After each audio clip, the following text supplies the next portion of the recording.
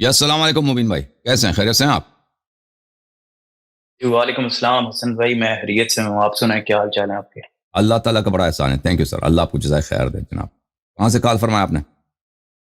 حسن بھائی میں پاکستان سے ہوں، لیکن میں جو ہے نا اسٹاک ہوم سویڈن میں ہوں تقریباً پچھلے 4 سال سے. اللہ آپ کو سلامتی دے. جی حکم کریں، کیا کہنا چاہتے بہت ہیں؟ شکریہ سر. حکم تو سچ کوئی نہیں ہے. ایک آپ سے ریکویسٹ ہے اور ایک تھوڑی سی آپ سے گائیڈنس لینی ہے. جی سر. ریکویسٹ یہ ہے کہ میں آپ کا ایک قسم کا فین ہی ہوں. جی سر. اور مجھے آپ کی پرسنالٹی اور بات کرنے کا اور جس طرح آپ چیزیں دلیل کے ساتھ پیش کرتے ہیں مجھے وہ اچھا لگتا ہے. اور تھینک یو سر. پہلی اللہ آپ کو ریکویسٹ تو جزائے یہ خیر دے. تھی کہ بہت شکریہ. پہلی ریکویسٹ یہ تھی کہ آپ اپنا کوئی ایسا ایک ایپیسوڈ بنائیں جس میں آپ اپنی لائف کے بارے میں تھوڑا بتائیں، جو کس طرح آپ نے اسٹارٹ کیا، کیا اسٹڈی، اور پھر اپنی جرنی ابھی تک کی. تو ایک تو وہ بعض لوگوں نے ریکویسٹ ہے. پوچھا ہوا ہے، آپ انٹرنیٹ پہ سرچ کریں آپ کو مل جائے گا، ٹھیک ہے نا؟ میں نے وہ ہاں. دیکھا، لیکن ایز سچ کوئی کمپریہنسو تھوڑا سا جس میں آپ بتائیں اپنے لائف کے فیزز، جس میں کچھ آپ نے کوئی ہارڈ شپ دیکھی ہو یا کچھ جب ہاں. آسانیاں آئیں تو پھر یہاں تک آپ کیسے پہنچے، جیسا آپ کو صحیح لگے. میں نے سرچ کیا تھا لیکن مجھے تھوڑا تھوڑا ملا، لیکن ایک فل فلیج ہم. پرسائز اچھا سا کوئی ویڈیو نہیں ہے. وہ ہماری زندگی جو ہے نا، نشیب و فراز ہر انسان کی زندگی میں ہوتا ہے. ایسے نہیں ہوتا کہ زندگی میں مشکلات پیش نہ آئے. زندگی میں تو سب کے مشکلات، چیلنجز تو ہوتے ہیں. اور اور میرے زندگی میں کوئی اللہ کے احسان بہت ہیں ہماری جانب سے. کوئی ناشکری ہی ہے، گناہ ہی ہے، اور کوتاہی ہے. تھوڑے بہت مشکلات جو آتے ہیں، اللہ اس کے مقابلے میں اللہ تعالیٰ ہزاروں ہزاروں یا کروڑ کروڑ نعمت عطا فرماتا ہے. تو ہماری زندگی میں کوئی ایسی کوئی خاص بات نہیں ہے بھائی. ایک معمولی زندگی ہے. ٹھیک ہے. بورنگ زندگی ہے. کہانی کوئی ایسے نہیں ہے کہ آپ اس کو فلم بنا سکیں. ٹھیک ہے نا بھائی؟ ہاں ہاں. اصل میں میں جو ہے نا وہ تقریباً جتنے بھی آج کل جو بندے آتے ہیں اسلامک اسکالر جتنے بھی ہیں میں ہم. سب کو سنتا ہوں. تو مجھے ہم. بڑا شوق ہوتا ہے یہ سننے کا، اور تھوڑی سی ہم. کریٹیکل تھنکنگ بھی کبھی کبھی کر لیتے ہیں.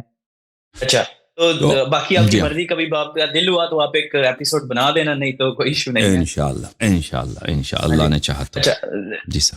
جی. اور دوسری بات یہ ہے کہ یہ میں پوچھنا چاہ رہا ہوں کہ لائک اگر میں ہوں ایز اے مسلم، ہم مسلم گھرانے میں پیدا ہوئے ہیں، تو ہم اپنے جو ہمارے بنیادی فرائض ہیں، کلمہ ہم. نماز روزہ حج زکوٰۃ، یہ سارے ہم پورے کر رہے ہیں. اور جہاں تک میں نے آپ کی سنتا ہوں یا دوسری ویڈیوز میں بھی دیکھتا ہوں، تو جو مجھے پتا چلا ہے کہ اگر مجھے جو سمجھ آئی ہے کہ ہم اگر باقی سارے صحابہ کو ایک سائڈ پہ کر دیں اور جو اہل بیت ہیں، یعنی کہ نبی پاک صلی اللہ علیہ وسلم کے آگے وہ آل علی وغیرہ، ان کا اگر کمپیریزن کریں تو میری نظر میں وہ سپیریئر ہیں. جی. ٹھیک ہے. یعنی کہ نبی پاک کے جو اہل بیت ہیں اور جی. باقی صحابہ بھی ہیں، اور لیکن میں ان کو ان سے سپیریئر سمجھتا ہوں. اب مجھے آپ ادھر یہ بتائیں کہ کیا یہ انف ہے میری لائف کے لیے، کہ کیا اس سے او مجھے نو، زیادہ اور دس جاننا بالکل چاہیے؟ انف نہیں ہے. بالکل انف نہیں ہے. آپ کو فالو کرنا ہوگا. ٹھیک ہے نا؟ جیسے نبی صلی اللہ علیہ وآلہ وسلم کو فالو کرنا. وہ کوئی کہتا ہے کہ نبی صلی اللہ علیہ وسلم بہت اچھے آدمی ہے نا، اور میں مانتا ہوں بڑے اچھے آدمی ہیں، بڑے نیک آدمی تھے. یہ کافی تو نہیں ہے.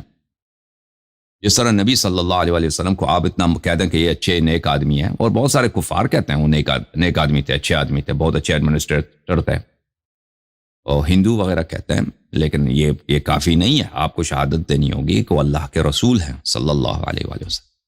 اسی طرح ان کے خلفائے برحق کو، ان کے اوصیاء طاہرین علیہم الصلاۃ والسلام کو یہ کہنا کہ وہ اچھے لوگ تھے، دوسروں سے زیادہ اچھے تھے، لیکن ہم فالو دوسروں کو کریں گے، ان کو فالو نہیں کریں گے، دین ان سے نہیں لیں گے. جس طرح ان کی اللہ اور رسول صلی اللہ علیہ وسلم نے ان کی طاعت واجب کیا ہے، اس طرح نہیں، ہم نہیں کریں گے. تو یہ اللہ اور رسول صلی اللہ علیہ وآلہ وسلم کی مخالفت ہے.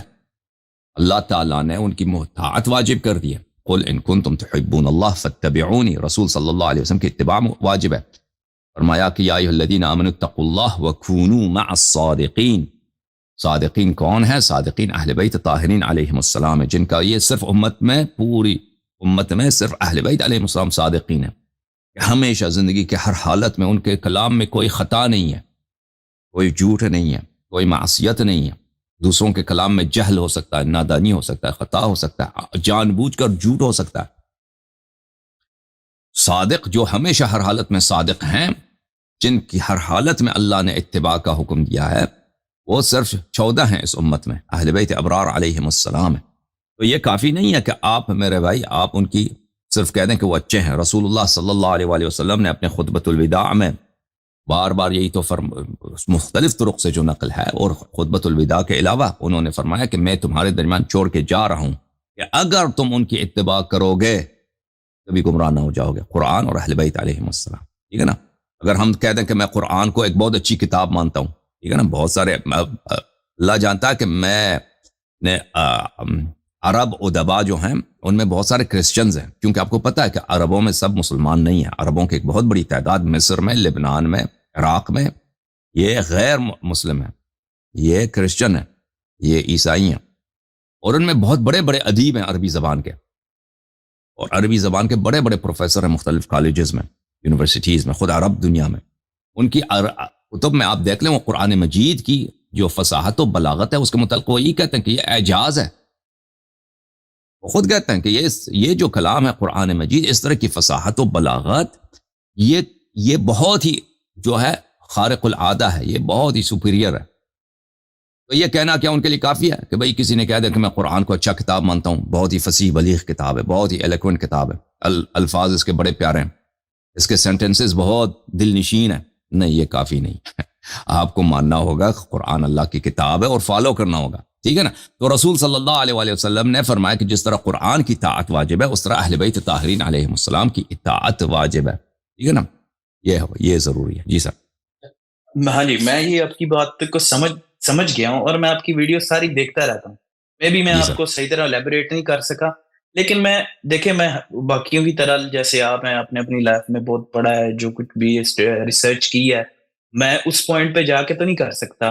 لیکن جو آپ کی بات ہے کہ ان کو فالو کرنا چاہیے ہر حال میں مانتا ہوں، میں ان کو فالو کروں گا، ان کے فرامین کے اوپر اطاعت کروں گا.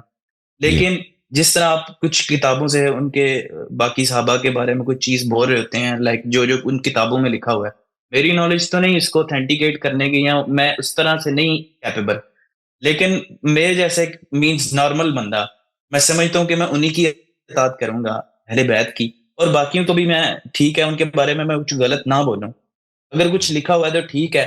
تو اگر میں صرف انہی کو فالو کروں اور نبی پاک صلی اللہ علیہ وسلم کو ہم آبویسلی وہ تو اس میں تو کوئی شک ہی نہیں ہے نا. تو میں یہ دیکھ رہا تھا، پوچھنا چاہ رہا تھا کہ میرے لیے راستہ آگے کیا ہے. ہاں، میں اہل بیت کی بات جو بھی ان کے فرامین ہے میں ان کو مانوں گا.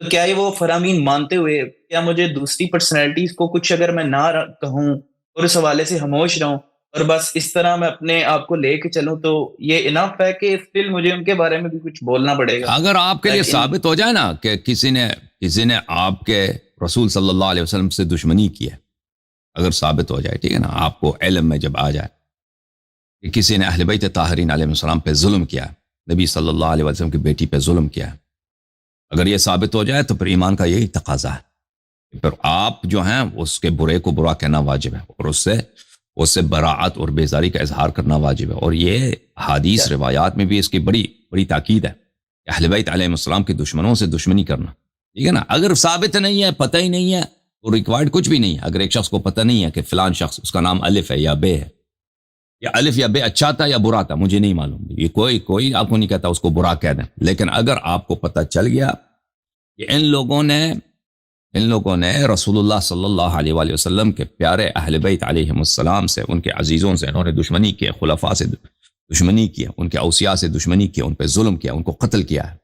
ان کے حقوق کو پامال کیا ہے، اور دین میں بدعات داخل کیا، تو پھر لازمی بات ہے، پھر ضروری ہے، پھر ان سے دوستی نہیں کر سکتے، ان سے تعلق بھی نہیں رہ سکتے کہ مجھے پرواہ نہیں جی.